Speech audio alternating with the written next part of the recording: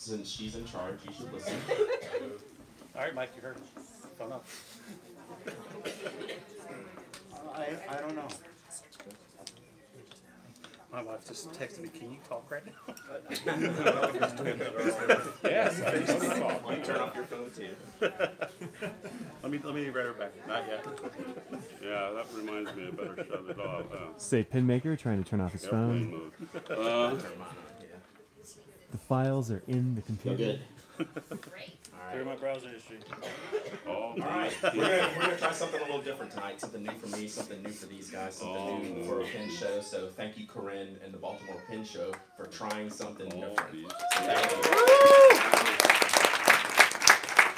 For those who don't know me, I'm Brad Dowdy. I write the blog, The Pin Addict. I own a pin case company called Notco, and I'm a big fan of these guys. And we're gonna talk to them and talk about what they do, and learn about making things, making pins. We're gonna learn about breaking things. Like, I wanna hear about some breaking stuff stories. They're all going, I know about that. Like, I'm super good at breaking things. We're gonna play a little bit of Pass the Mic tonight, so I'll be passing it down. But first, to get us started, I'm gonna take y'all to kindergarten. Hi. I wanna know who you are, what you do, and tell us your favorite fountain pen ink. And I'm the lucky first one. Yeah, you're it. You're lucky. Hi, I'm Richard Greenwald. I make pens. I also make some plastics and a few other parts that I sell on my website. And Your favorite fountain pen ink. my favorite fountain pen ink. Yeah. That depends. Right now it's Platinum's Sepia Black. That's a good answer. That's a good answer. All right. All right. What's the question again? Who are you? What do you do? And tell us your favorite fountain pen ink. And I have to be honest. No. Okay. All right. My name is Jonathan Brooks from Aiken, South Carolina. I also make pens. I also make plastics. I don't make pen parts though. So Richard's got me on that one. Favorite fountain pen ink right now would have to be It would be Robert Oster exclusive Carolina Blue, only available at CarolinaPinCompany.com.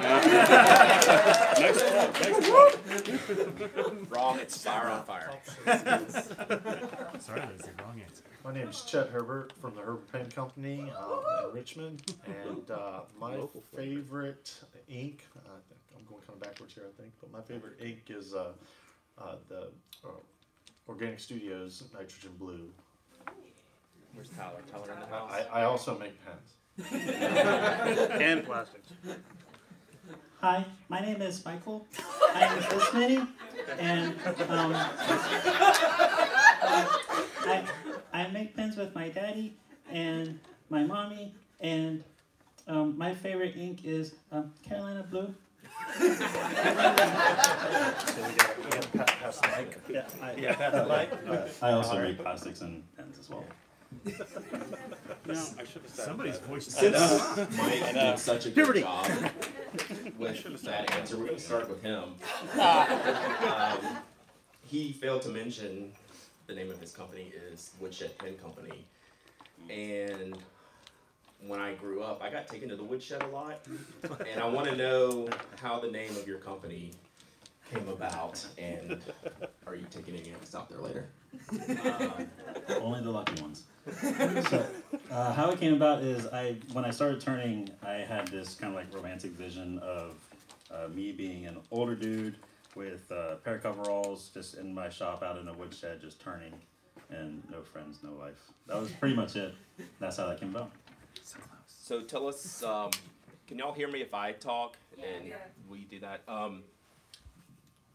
Tell us what's your primary thing that Woodshed does. You know, I know that you make acrylics and turn pens, but tell us, like, why did you choose to, hey, I'm going to start mixing all this stuff up for other people to make pens with, or to me make my own pens? How did that idea get started for you?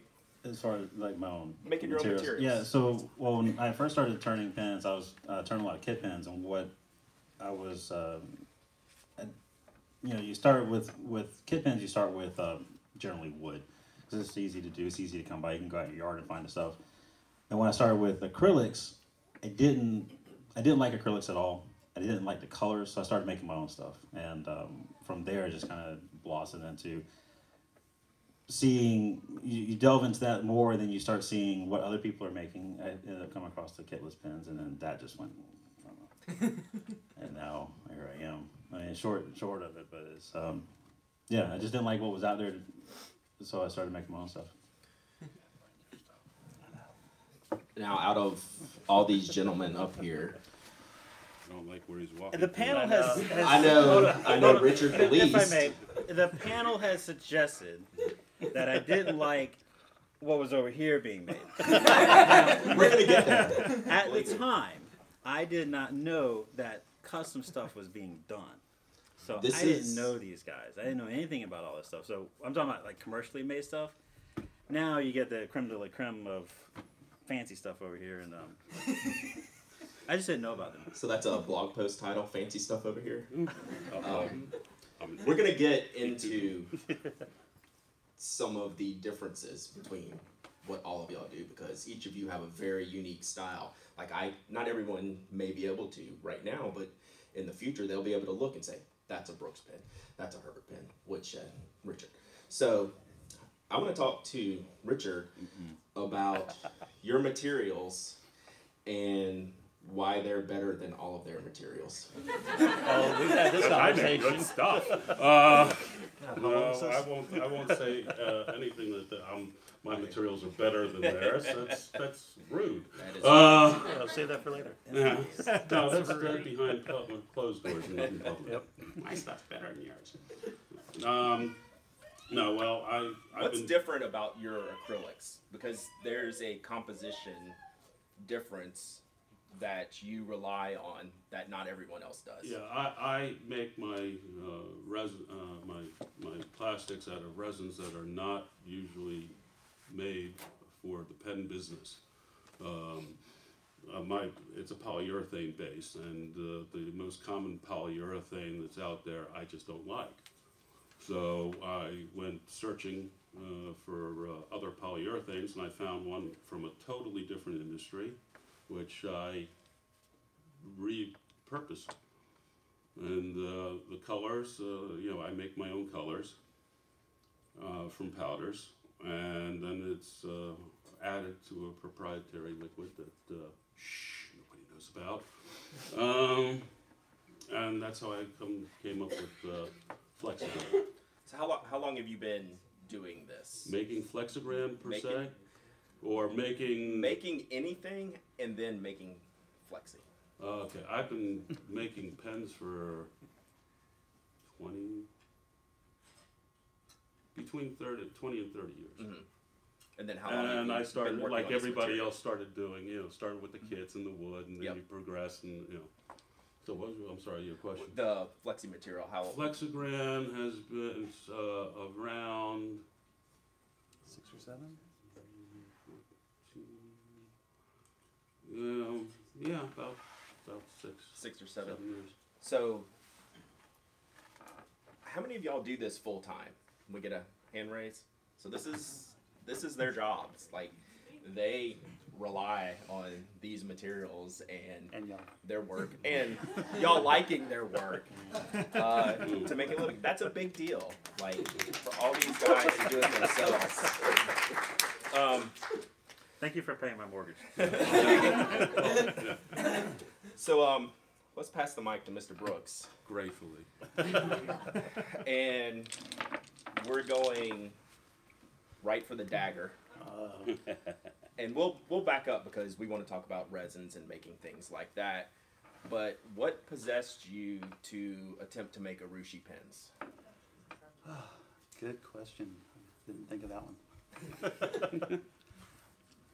What got me into it was going to my first pen show,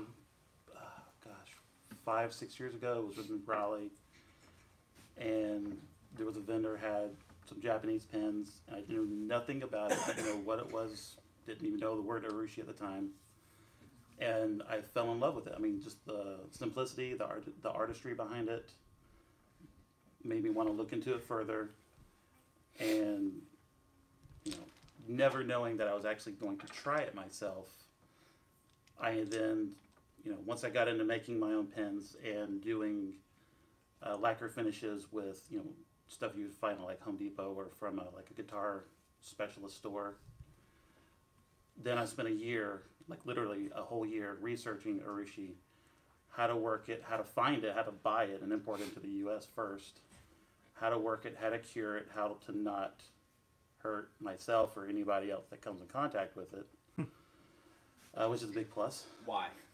Because urushi is essentially liquid poison ivy. That's my favorite way to describe it. It's the sap of poison sumac tree, harvested mainly in Asia, China, Japan. And just like they tap for maple syrup, same process. And the only thing they do to it is they refine it by taking out particulates and moisture. And it's cured versus solvent hardening by evaporation. So it has to cure minimum humidity, at a very specific heat and humidity for a minimum 24 hours. Sometimes that's only a minimum. It can go 36, it can go weeks, a month. It's whatever it needs to cure. And that's every coat or application. So you paint it on, let it cure, sand it, paint it, let it cure.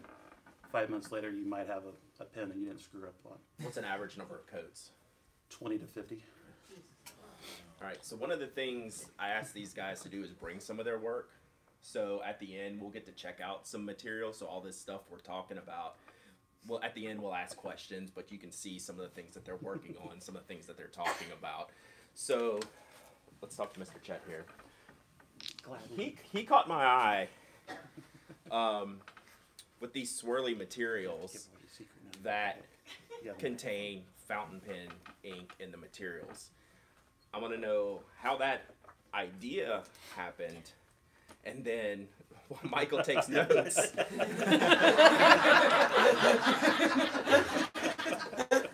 how you technically made that possible. Like, what possessed you to try this, and then how did you get it to work? Well, when I first started looking at materials, I looked to people like Jonathan, things like Sean Newton, Renee at Scriptorium, looking at the materials that they were using, they were coming up with, and my first instinct was to stay away from that. That's Jonathan's signature. He does a wonderful job. I'm waiting for a lot of material that he's been talking to me about for a long time. So I kind of departed from what I saw and looked at some of the higher end pens like the Viscontis and kind of just wondered how they came up with some of the high end resins that they have and how I could try and recreate something like that. I tried many different things, but what I found was a specific type of paper that is not easily sourced, that is thin enough that will allow me to get pigments and things to bond to it, but that would also allow the resin to bond with it, so you don't have any problems with delamination. And it took probably about a year of me playing with it to get something that was actually strong enough that worked. With regards to fountain pen inks, my thought was, hey, what a great idea! Let's make a pen with your favorite ink. Then everything matches. And so I started trying it with certain types of inks, and along the way I found my favorite ink, of course, was one of the first ones I tried. Doesn't work. So I kind of had to abandon that, but I did try some of the other Organic Studio inks. I've tried diluting. Some things work, some don't. I think it all has to do with chemical composition of the ink, whether or not it's got some type of any kind of like solvent or like an oil, some type of base in there, or some type of chemical in there that will not allow the resin to bond. So it's kind of hit or miss with some of these. I found a lot of the Noodler's inks work, so I do use a lot of their stuff, and then simple things like watercolors work, and something like that. That you can use and get a good saturation into the paper, but not make it thick enough that the resin's not going to bond. So I kind of took it and ran with it. I thought it was an interesting look that I hadn't seen before, and that seems to be something that people like. Yeah, that's very good. Mike, can you take us through, we talk about making all these materials and making these pens, but can you give us like a quick 101 of you want to make a new blank for a pen, can you give us like what general components would go into mixing a blank, and then what that time frame of building something like that would look like?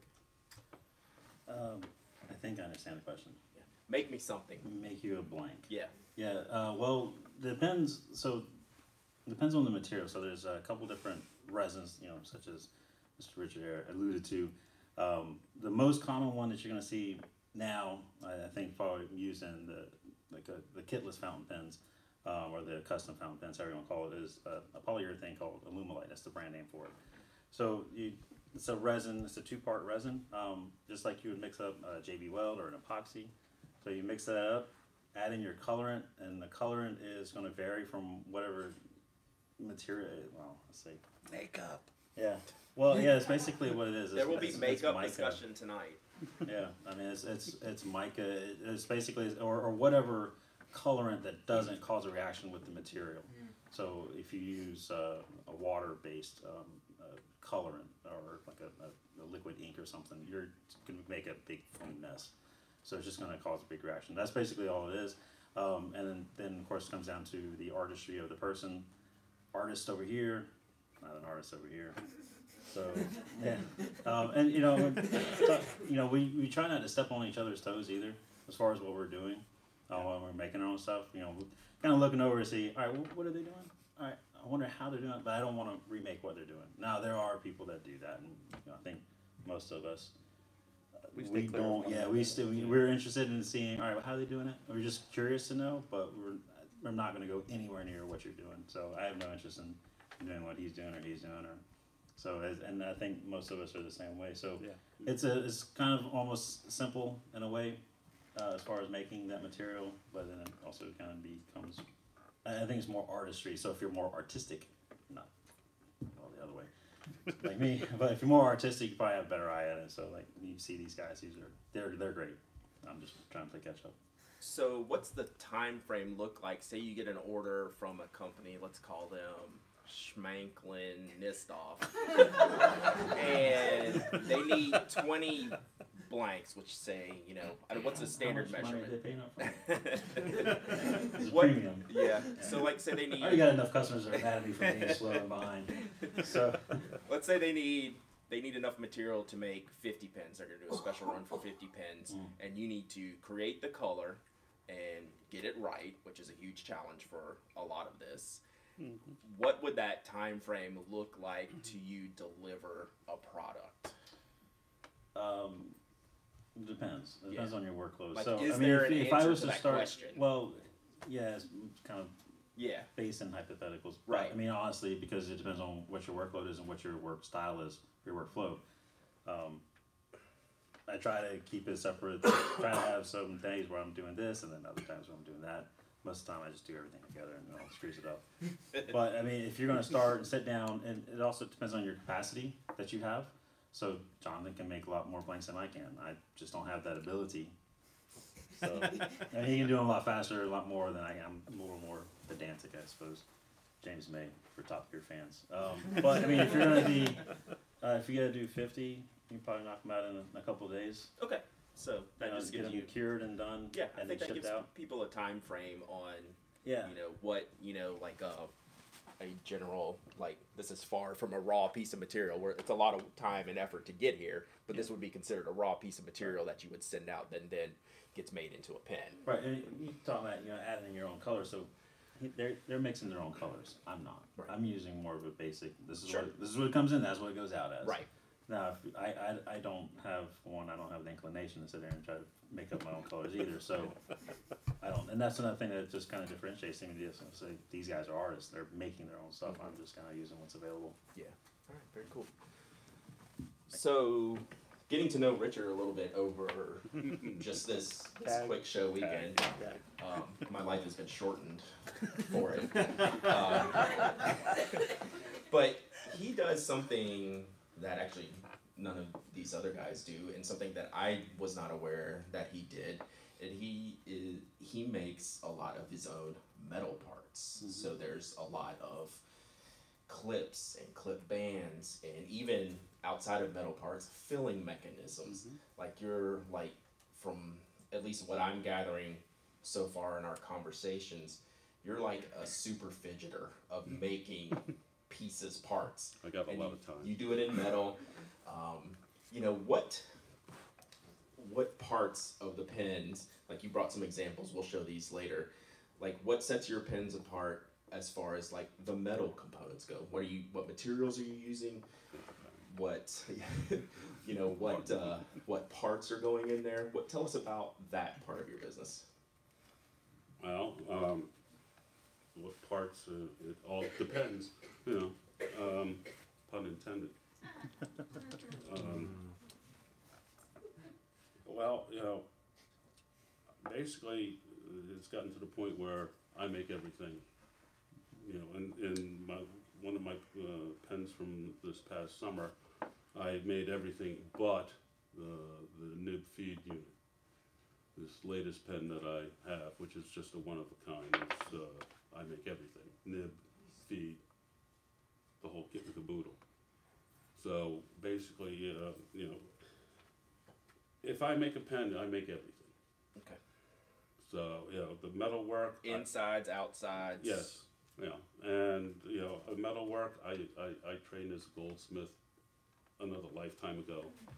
Now I switched over to pens. No, I still don't know.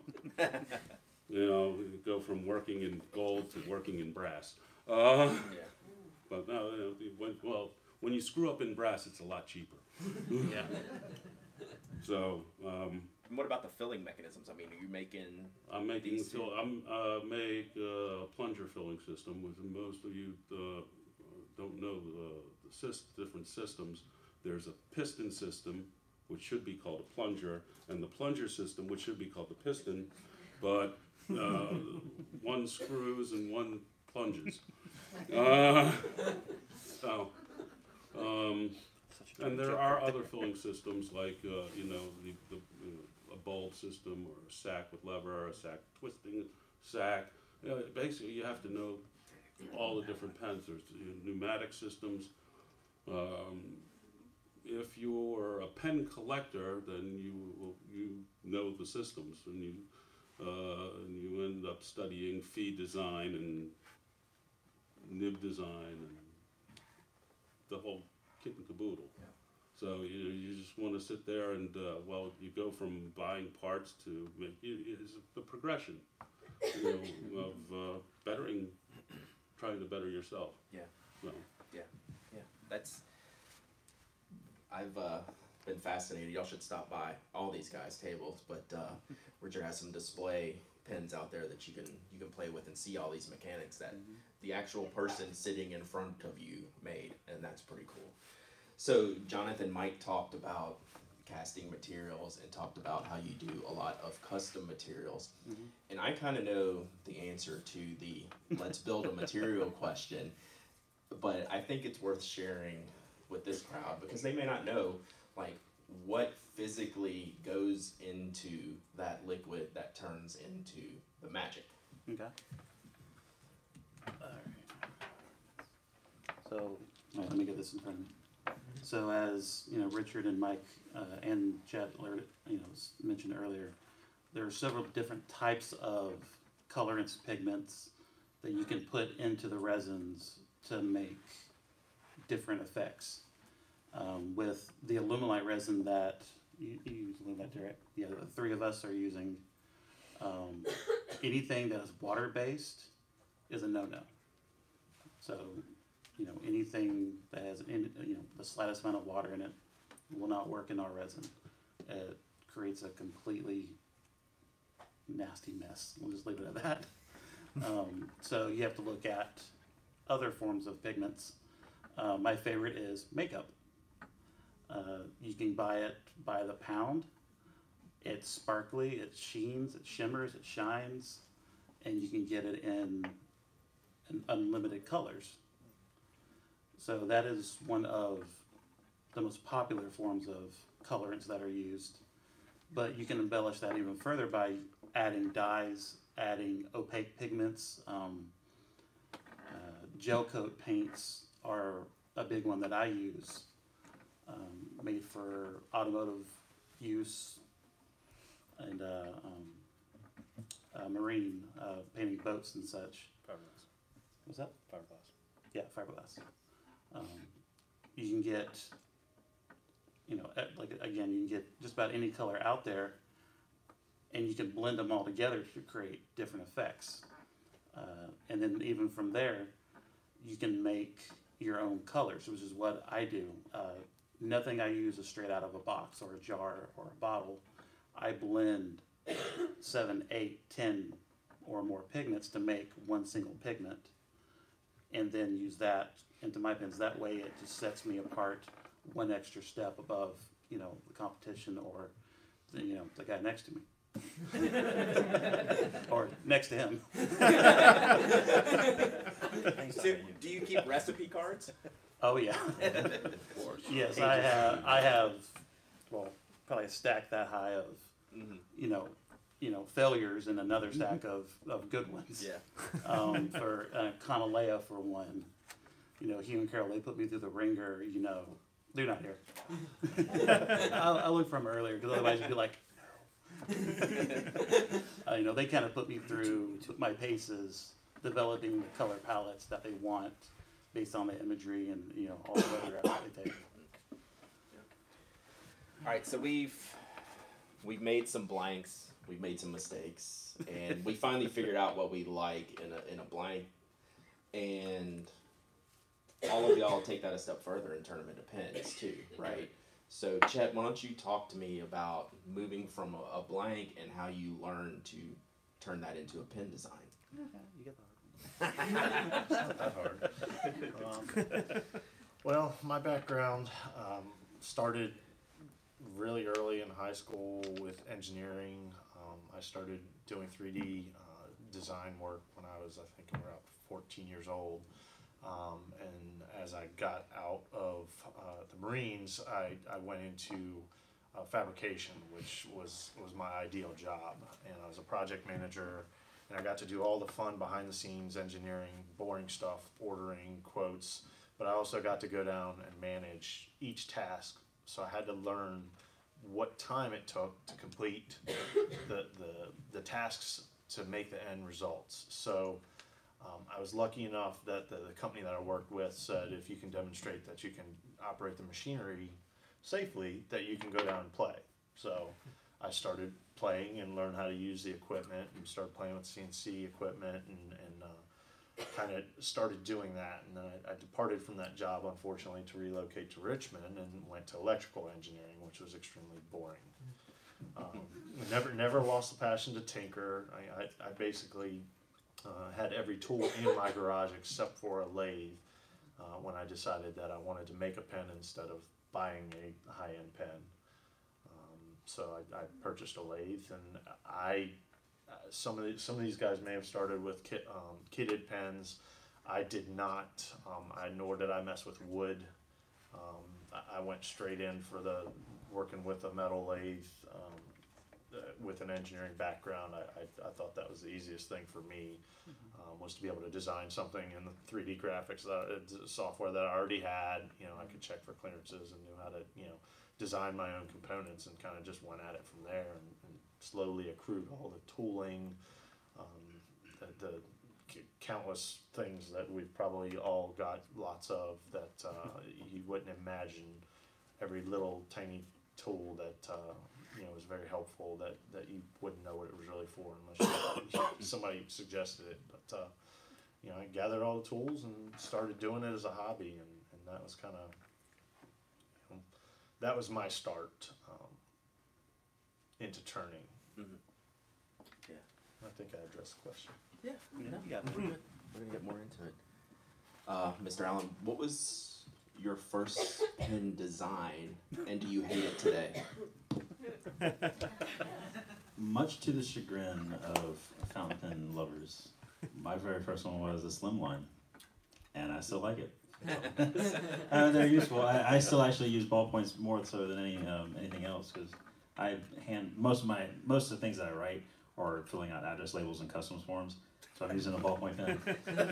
They just, unfortunately, the post office, they just don't have the right paper on their labels that works with fountain pen ink. So So you make your own ballpoint pen barrels? Not anymore. Okay. No, I flirted with a big order a couple months back, but that never came to. That was the first guy I turned samples for them. That was probably the first time in almost 2 years that I turned a kit pen, year and a half or so. Yeah. And I was like, I don't think I remember. It's really simple.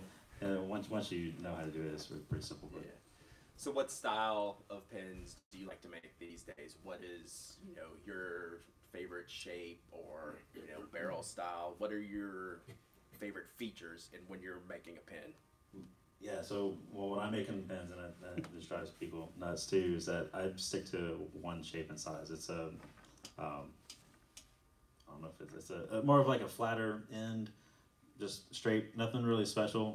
When I look at the pens of ye old days, I like the Esterbrook's. They were simple, had good plastics, good metals, and they're still around 70, 80 years later. So it's just something that's just and that's what kind of stuck with me was what is a good quality that's just going to last. It's very simple. I use Yovo nibs and a standard cartridge converter. So if something breaks, somebody wants to swap something out, try a Franklin Christoph or a Goulet or whatever. If they break something, they can easily find it and replace it. So I'm just trying to make it more accessible, easier for the customer on the very end. And why I stick with only one shape, less tooling. I don't have to mess with all that stuff and remember numbers and everything. Less tooling, and it's easier for the customer just to, instead of, all right, well, this model doesn't come in this color. Now I can just look at, all right, well, I've got ebonite, and I just look at colors and materials. So it removes something for the customer to have to kind of like decide over and try to how to pick a pen. So I just stick with the basic. Yeah, Classic. love it. So it's time for Richard's difficult question. So actually, first heard the name Richard Greenwald when I became a Pilot Vanishing Point fan. And he is one of the more well-known modifiers of the Pilot Vanishing Point, where you can take an existing Pilot Vanishing Point barrel and reimagine the materials on that barrel, if you will. What made you decide to do that? Because that's a very interesting thing to me, because it doesn't seem easy. You're not just making like a cigar barrel shaped pen and putting a nib in it. You have to modify your work around this existing barrel that's actually very unique. So what possessed you to even try that? They're boring. That's a fair complaint, I think. That's fair. They're boring, they're heavy, unless you get the Decimo, and the Decimo is thinner and lighter, but that's because it's made out of aluminum, and you really can't really tear it apart. The Vanishing Point you can tear apart, and I was doing it quite well until I had one fall upon Pilot. They really didn't like the fact that I did a demonstrator. In fact, I did 2 demonstrators. My patent lawyer has one, and Pilot has the other.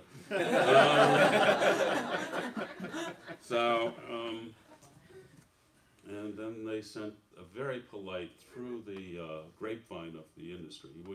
There is a grapevine that please stop doing that, or else. I'm just okay. I'm just a little guy in your big Pilot corporation. Sorry, and so I stopped. So what I have left is what I did, and it's for sale at my booth. Last chance. This is it. Yeah, a lot of the Vanishing Point collectors. And there are quite a few Vanishing Point collectors, do have one of mine. They are out of my Flexigran plastic, because it can go down, the walls of Flexigran can get extremely thin. So one of the things y'all all get to see later, and the issue with the Vanishing Point is you don't have a lot of internal space to work with. You have a thin layer that goes around it. So Richard's material, as I've learned, is extremely durable and able to take that thin barrel. How long did it take you to to solve that to where you were comfortable making them for yourself? not long. Not long. No. You know, I did one to start and then one to do, and as an experiment, and I said, oh, this is easy. You know, once you get the hang of tearing a $150 pen apart, Not too bad. you know, it becomes okay. You know, let's finish this one, and then you figure, well, let's do something different. Hence the metal ones. Yeah. So, which I only have one left of those. Those sold rather quickly. So, and that's the story of the Vanishing Point. There's only a small handful of them left. And you have questions? Question, recognizing that you couldn't put their brand name on it, certainly. Yeah. There was never any discussion about licensing? No, they didn't. They do not license their product, and they are very strict. And hence, there are a couple of makers. One of whom asked me to, you know, how you do it, and I was like, okay, here you do it. You know, just beware that pilot's going to be down your ass in a sec. You know, oh, I can handle it. Okay, handle it. You know, more. You know, your lawyer, your legal fees. Knock yourself out. But there was a question on trademark and copyright infringement, and that's where they can get you. These are the types of discussions where we could be here all night and continue, because I think it's fascinating. Bill, My question must have been the shape of you reproducing is what they were getting you on, because No, no. not the shape. No, they did not. First thing, they didn't like. Well, they didn't like the demonstrator because it showed what was inside, and they didn't like me using the term fantasy vanishing point. Now, mind you, vanishing point was not trademarked. Well, it was. Well, I shouldn't say that. It was trademarked, but the trademark ran out, and the day they reapplied for it was the day after they sent me the letter. So, you know, you could, you know, if you have the thousands of dollars in your back pocket to fight them, knock yourself out. I'm just a little guy. I don't intend to fight it. I've moved on to other projects. a lot of other projects. And you know, it's just it's history now. So. Do you have anything else, Bill? I'll just piggyback on that. Jonathan, one of the things Your turn. we talk about with a lot of the people here and a lot of people who are your current customers or all of y'all's future customers is seeing something different from you guys that they don't see from a standard large manufacturer like Pilot. Mm-hmm. So the question came up last night. You know, we all have ideas of what our perfect pen would be. So if someone like had some crazy idea, how crazy can it be? Do you think you could like come up with an answer to most any problem? Like how custom can custom be? Like I'm curious about that. I get the good one. Better you than me. I know. My first answer will be that I will call Richard and say, hey, can you make me this billing system? Yeah, sure. Yeah, see? For money, anything. How custom can custom be? It can go far down the rabbit hole. For the majority of us, and I'm not talking about Richard, we don't have the metal working skills to make our own nips. Correct? I don't know about you. Making your own nips. Well, I got skills right well, there. yeah, that's outsourcing. I mean, in-house. He's pointing at Ralph. Ralph, come up. Yeah, we'll call Ralph over to the house. Yeah, I was gonna bring Ralph into it in a second. Sean used to make those. Yeah, he used to use a jeweler to make his nips. Yeah. So, jeweler. But as far as how custom can custom get, the majority of us are limited in the nib, and the majority of the workarounds are we figure out how to incorporate a different manufactured nib, whether it's a Pilot, a Sailor, a Mont Blanc, you name it.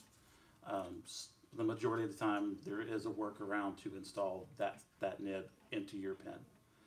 From there, then you become dependent on, say, if it's a Pelican nib, well, then you have to go from a cartridge converter system that wouldn't work with the Pelican nib to, then you'll need to make it into either an eyedropper, sac-based system, plunger, piston, ink systems, and from there, you want the pen 5 inches long, 6 inches long, 10 inches long, size and dimension is all relative to the components that you're putting into it. So, in short, you can do pretty much any damn thing you want. I like it. I like that answer. It's time for Chet's fun question. It's not going to be what he thinks it is, though. What I want to know, I guess, in a more Where's his pen? general, that was the one. That wasn't. That's what I was thinking. Chet owes me a pen. What I want to know is and this is in a general sense, from a project base, have you ever really dug into a project, put a lot of time, money, blood, sweat, and tears, get all the way to the end, and then figured out there's a massive failure here and I've just wasted all my time? What is that story like for a pen maker? We all have that. Well, the answer for me is no. If somebody comes to me with something really off the wall, my project management kicks in and I do a risk assessment and say, hey, this is not worth it for me, call Richard Greenwald.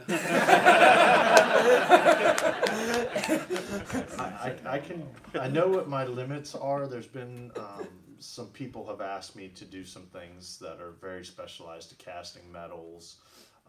And I've looked into it and I've tried to see where I can outsource certain things, and it basically boiled down to the point where, for me, I'm not a jeweler. I can make the acrylic, and I basically gave the gentleman the option, hey, I can do the acrylic work, but I have no interest in investing the time and learning how to do something that someone else could do much better than I could for a lot less. I'm very upfront if someone has some really crazy ideas that I don't want to waste someone's money. I might like to learn something, but not on somebody else's dime. That takes time away from other customers. For me to learn something that just isn't in my wheelhouse. Yeah, that was unfortunately a very smart answer. I'm a little bit sadder for it. That actually was a really good answer. I should have used that one. So, Mike, I think you're a good candidate for this question because, I'm obviously a big fan of yours. I like the size and shape of the build of your pen, and you talked about how you do one thing and you try to do it really well, right? And I very much believe in that. But at the same time, there's tomorrow and next year and in the future. So how do you think about how can we improve just on the basics of pen making, either materials, shapes, nibs, filling systems? Is there something you see that we take these most basic designs and materials that we can try to do, move this forward a little bit as far as design goes?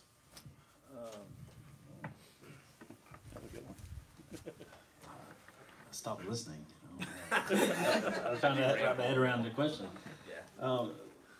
Yeah, well, there are things that I do look at, as far as the future, this isn't the only thing that I want to make in the long run, so I do have other ideas and plans, but they're so far off that just kind of not anywhere near there.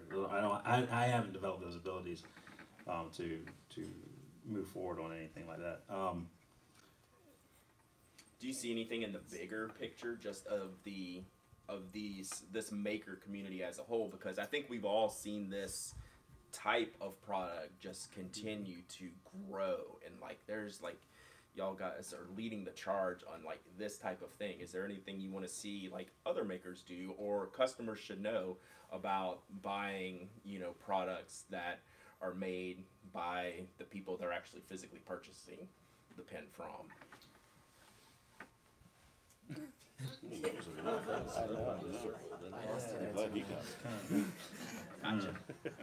Well, I'm getting as taken far to as, the woodshed you know, later. Yeah. Curious minds would like to know. Well, there are, you know, as far as improvements on things, I honestly, I don't really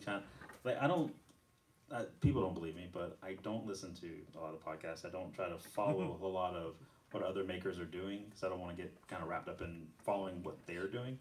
I think as far as other makers and people that are coming up behind us, they look at, they see kind of what we're doing. I've been now 3 years making kitless pens, and Chad, I mean, these guys have been at it for a lot longer. And people will come up and say, "Wow, that looks like something I could do very easily." It's like, well, maybe, but maybe not. So I think it's going, you know, it's, you know, if you're going to teach somebody that's coming up behind it, it's not something easy to do. There are processes that, you know, the materials are. I think maybe the next thing in the material is, I really don't know. No, I mean, I think I mean, there's some stuff that I would like to see improved a whole lot more. One of them that I've been working on is the black nib. Mhm. So, and maybe that's what you're kind of. He's pointing at me because there's one in Yeah, my in bag.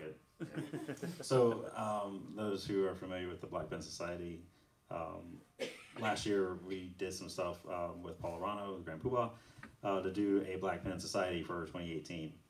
And when I got all the orders and when I got to do it in my production, when I went to go place the orders that I sold, or the nib orders that with what I sold the pen with, which was the ruthenium nib, ruthenium nibs weren't made anymore. So they're like, yep, no, sorry, we're not doing that anymore at all. So like, okay, well, crap. And so now, then that left us like, well, there's only one other black nib option, and what was there isn't really kind of all that great. There's just a lot of, I've seen, you know, color qualities change from a blue black to a light gray to, and I've had customers say, yeah, this stuff chips and peels, and other pen makers will say that stuff as well. So I've been out on the process for the last several months. I've talked to a lot of different companies about getting something that is a durable product that is better than what's there now. So, you know, as far as I mean, I really don't know a whole lot about the industry, but I think a lot of it's kind of fairly refined, and now we just need to kind of like refine it from a little bit further down. It's like the difference between like a college athlete and maybe an NFL player and an Olympian. There really isn't that whole lot of difference in between the two. It's just something that's just refined down a lot further. So what I've been trying to do with the black nibs is find some companies, find a product that will make a nib that's that much better. And that's one of the things I've been working on lately. I think I've got some samples, and so far I'm really happy with them. Yeah, I think that's a really good answer too, because I think a lot of us, especially like I'm new to this hobby, we don't realize how slow moving this process really is, because I've been in this less than a decade and I've seen the changes in those 10 years has been more than, I don't know, in, you know, maybe the 20 or 30 years before that. So it is kind of slow moving, but the change is, we've seen that happen with you guys. Well, if you're an independent, if you're a smaller independent person, you can move a lot faster. You can make those decisions a lot faster than what a large company like Lamy or Pilot or whoever. You can make, because then you have to have committees and you got to project things 3, 4, 5 years out. Or if we drop something and then it's terrible, I mean, that's huge. Those companies put a huge investment into it, and I think we all kind of realize that in the back of our heads. Is that when those companies roll out a product, they've got a lot of money riding on it and a lot of time investment. Whereas somebody smaller like myself or anybody else like us, we can make those decisions a lot faster. We can move things. So, and that kind of speeds up the process too. And there's more people coming in. Unfortunately, there's a lot more people coming into it and leaving as well. So that kind of creates some problems, but it is kind of speed things up. It does, you know, more people, more eyes on, more ideas, kind of pushing those boundaries a little bit more. So we're going to end it on a fun question for everyone, and then we can take y'all's questions Fun. if you have any. Yeah, Fun? I think it's fun. You may not. I bet you, and it's a high likelihood you won't. What's your favorite thing to break in your shop? I got that answer. That's easy. That's not for all of us, right? Yeah, you're all getting that one. Favorite thing to break. And What do you enjoy the most? Like when you're in the middle of doing work and this breaks and this part just goes flying across the room. What's your favorite one to ruin? Well, it's when your lathe jams up and you sit there and strip a gear, and you say a few things that I cannot repeat here, or anywhere else for that matter, and then pay an extraordinary amount of money to fly it in from God knows where, so you can.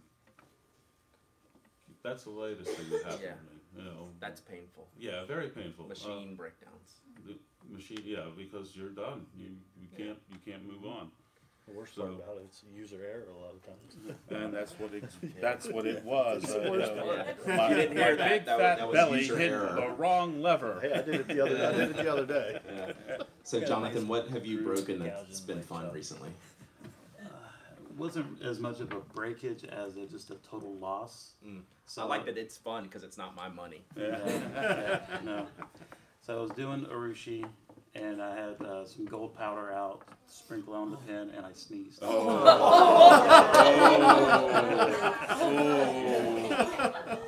Ouch. Yeah, that was bad. That was a. Yeah, that's not how this works. Yeah. Oh man, that's All right, Chet. Tell us your fun construction story.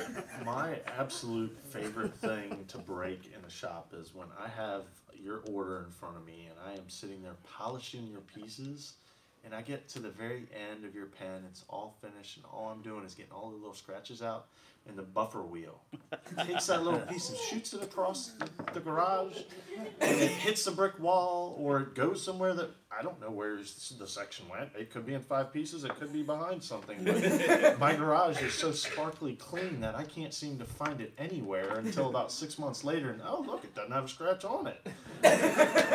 Yeah, usually coming off the lathe, hitting the back of the lathe, hitting the metal, hitting the roof, and just going wherever. You know, not finding it is the best. I enjoy my day looking for stuff for 10 minutes to not find something and then like trip on it later in life, or the joyous sound of it. You know, it being a little chilly outside because it's fun to work with these when it's cold outside, and you know, my garage doesn't really get above 60 degrees. So you know, when it flies off of there and you hear one sound and then you hear 20 sounds of it just going everywhere. So that's my favorite thing to break things on, not really break things. Mike, what do you like to break? Oh, let's see. Well, when I first got started, I had a couple of gouges that I broke out of anger. And once you spend a couple $100 replacing them, you're like, all right, maybe I shouldn't do that anymore. Let's see. Air compressor. These will shoot the barrels and stuff. Just so they slip out of your hand. It's just as fast as on the buffing wheel. It rocks it past you, bounces everywhere. That's fun. But my favorite thing, my most cathartic release of energy is when I break something. I didn't do this because there was a green one that I was working on for you. Now I was polishing a section. I split it, cracked it in half, made a new one, dropped it. I was doing the threads. I was cleaning up the threads, and the die that was what cuts the threads. I was cleaning up the threads, and it slipped out of my hand and snapped the threads.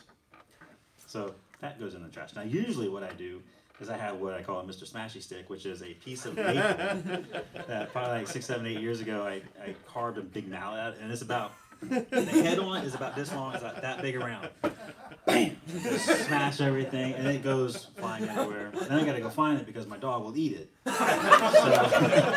And again, we have these sparkly clean garages in our facilities or our studios. Yes. So yeah, you gotta go find it until you maybe step on with no shoes on or something. Love it. Then remake it. Yep. Yeah. So y'all have any questions that I can ask these guys? We got Jim right here. I think they can hear you. Yeah, sure. So I mean, a lot of you guys focus on innovating in materials in pen design.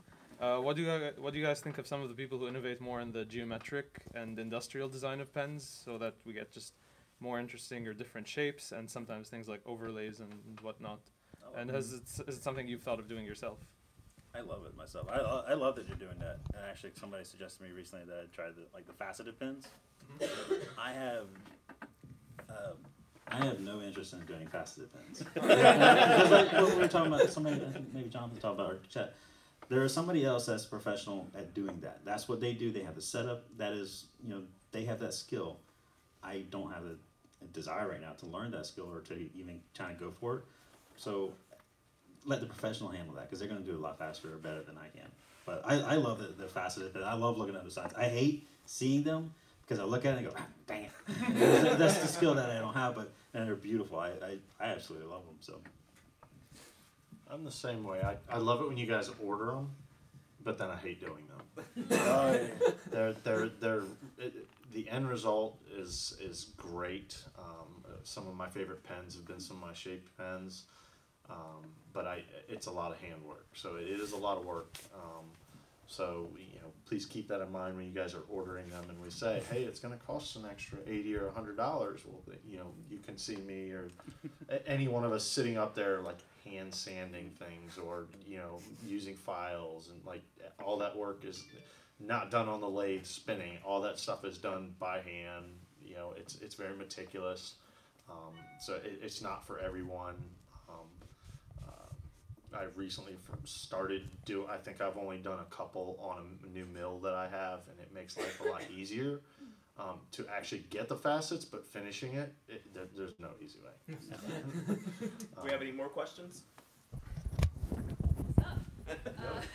What's up? What's up?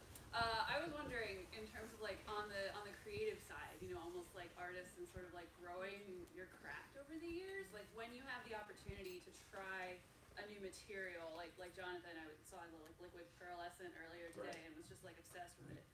When you have the opportunity to like try a new material or try a new technique or try a different machine, I'm just wondering kind of how you prioritize and like what kinds of things you're excited to grow your skills in the future, if that makes sense.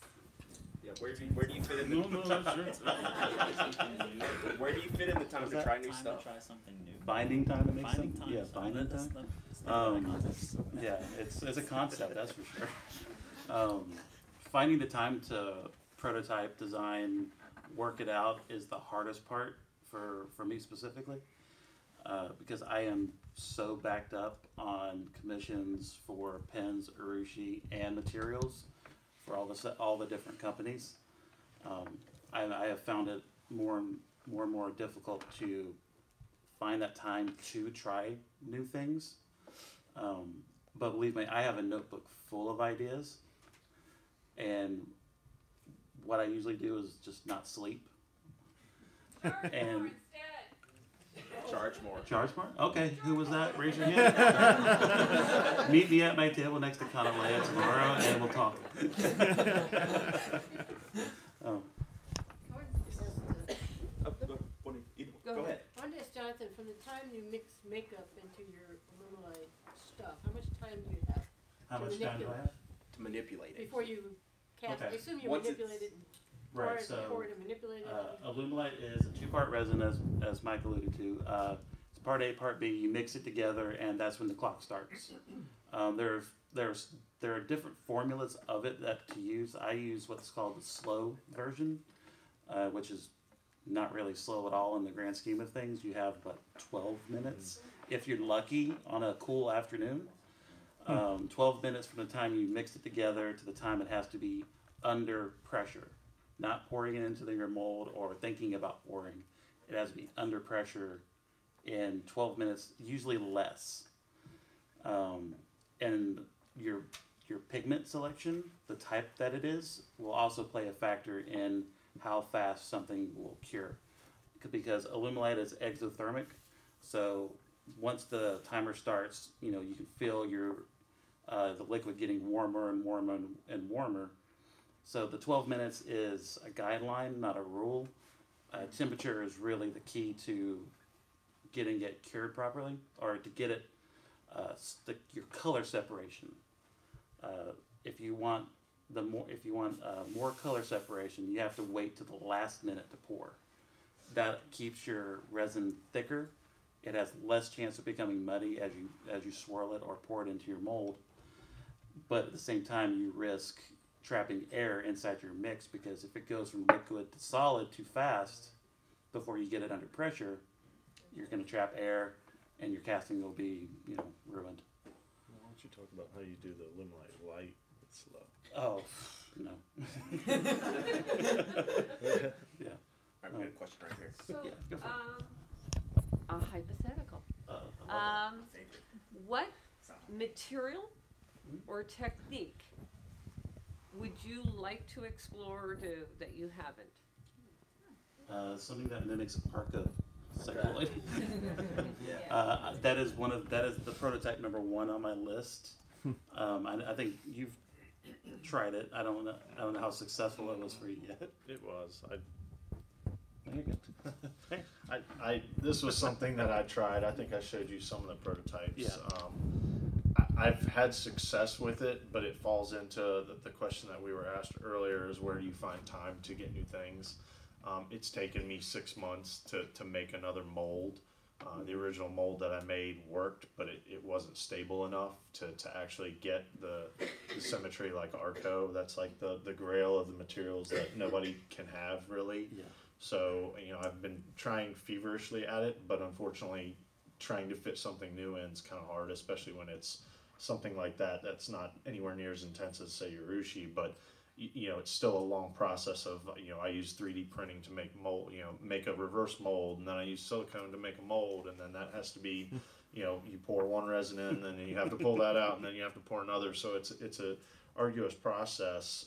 So I kind of was very joyous when I got the mold out, and then I realized that my design was bad. So I have this like floppy thing, and I'm like, yeah, that's not gonna work.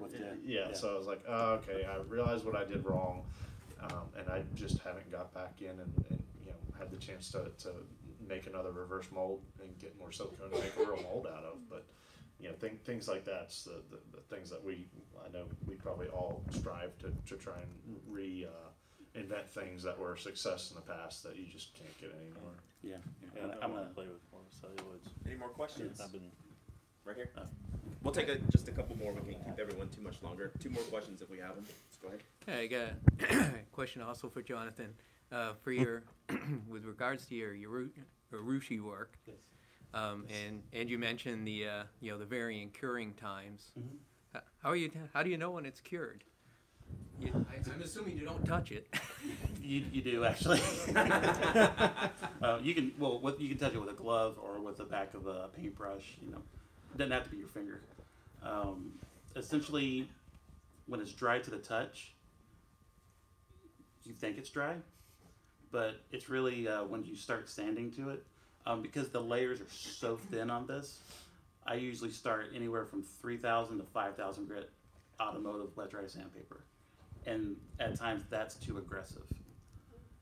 So once I start sanding, if I see that I'm more rubbing than cutting, I know it's not cured, and I'll put it back in the chamber another 24 hours, check it again.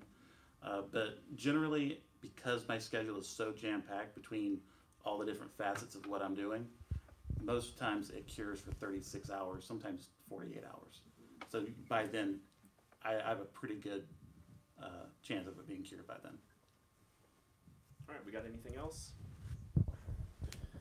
All right, so Mike Allen, Chet Herbert, Jonathan Brooks, Richard Greenwald, they're all here. They're in that room over there. Come by and see them. They got materials up here you can check out. Hit them up for questions. Give them a big round of applause. Thank you guys for doing that.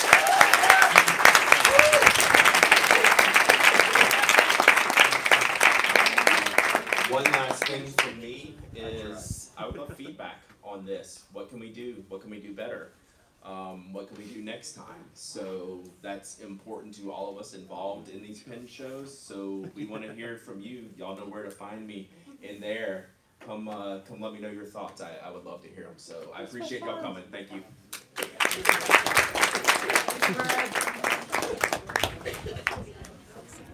Nobody's coming. Let's go. Yeah. Thank you. All right. Thanks very much for checking out this live stream. I hope that it all came out well. Thank you to Ralph for retyping questions. There's a Robo Jim. There's a Sister T back there. There's a Kimberly. And that's it. I am done broadcasting for today.